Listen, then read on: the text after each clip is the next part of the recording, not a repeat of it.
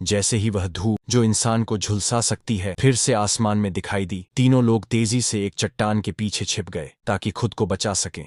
लेकिन समय बहुत तेजी से गुजरने लगा और चट्टान अब तीनों के शरीर को ढकने के लिए पर्याप्त नहीं रही। ये देखते हुए कि अगर ऐसा ही चलता रहा तो सभी की मौत तय है, पिता ने हैरानी भरे अंदाज में अपनी बेटी को चट्टान से बाहर धक्का दे दिया। लेकिन चौंकाने वाली बात यह थी कि लड़की के चेहरे पर जरा भी डर नहीं था। उल्टा वह सीधे समुद्र तट की ओर बढ़ी और अपने भारी कपड़े उतार दिए। फिर दोनों की निगाहों के सामने वह बिना किसी झिझक के रेत पर लेट गई। लेकिन अगले ही पल उसके शरीर की नमी तेजी से सूखने लगी। केवल कुछ ही क्षणों में उसका शरीर पूरी तरह सूखकर एक मम्मी बन गया। माता पिता बस बेबस होकर उसे यूं जलता हुआ देखते रहे। सूरज के ढलते ही वे दोनों बाहर आए। पिता ने बहुत सावधानी से बेटी के सूखे शरीर को उठाया और पत्नी को सौंपते हुए कहा कि अगर वह सच में बेटी को वापस पाना चाहती है तो उसे 1 हफ्ते के भीतर एक साफ पानी का स्रोत खोजना होगा और फिर उस पानी में लड़की को 3 मिनट तक डुबोकर रखना होगा, तभी वह दोबारा जीवित हो सकेगी। यह कहकर